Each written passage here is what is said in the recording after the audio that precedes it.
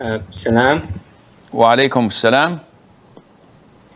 I inherited a stamp book which is like quite a lot of decades old, and in there are some stamps with the names of Allah, and there are some postcards as well. And because it's decades old, some pages are clean, but others may be stained, and there may be like places with brown mold and stuff on. And some of the stamps with the name of Allah, well, one of them, there was ink on top of that from another stamp, which is stamped on top of, postage stamps. I also have a lot of written notes in English, some in translation, some in transliteration, of names of Allah, and also acts of worship, hadith, and prophets. But I didn't take care of these because they're written in English, so I didn't know if they should be respected or not, so I left some on my floor. So overall, I'd like to know everything that we must respect in writing form or in printed image form, such as images of the two great masajid and any other masjid, and also in writing form. So I'd like to, of course, I know names of Allah should be respected. Okay, Muhammad, this is taking too long. You've combined so many issues in one question, and this is not any fair. So coming to your stamp book, there's nothing wrong with the stains being or ink being on the name of Allah in a stamp or a postcard or whatever. There's no problem in that at all. You can keep it, you can try to clean it. If you keep it as it is, there's no sin in that. Other notes that have the names of Allah or other Islamic material written in English or transliteration also do not have the same value and respect that we would want when it's written in Arabic, because this is a sacred one.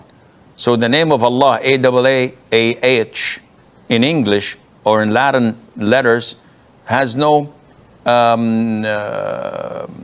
amount of respect to it that we should pick it up from the floor and burn it or shred it, similarly to what is written in Arabic, for example, Allah. That's totally different, so I hope this answers your question. Yusuf from the Emirates. Assalamu alaikum. From Salam So if around a year ago, if someone threw the Quran with or without the intention of disrespecting it, and he just wanted to like get rid of it so that he can like put things on his house, and he had the intention to repeat the Shahada after. And this Quran, it went down the building disposal lever where it like goes to the garbage, and now he has repented. Okay, must he contact the manager of the building, since he has like he knows him and he knows like he would be nice to him, but he doesn't want to expose himself. So what should he do? I don't know.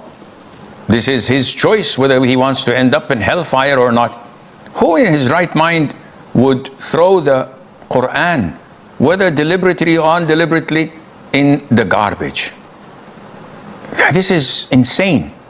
There cannot be a shred of iman in such a person's heart. Even if he prays and fasts, and no way you tell me someone does this to the Quran, to the word of Allah, to the kalam of Allah Azza wa Jal. So if it needs that he goes himself to the garbage and take a swim and take a dip and look for it, to preserve it and to salvage it, and then honor it by either burying it or burning it so that it would not be insulted or humiliated or disrespected, that would be fine, inshallah. Assalamu alaikum, Sheikh. Alaikum assalam wa rahmatullah.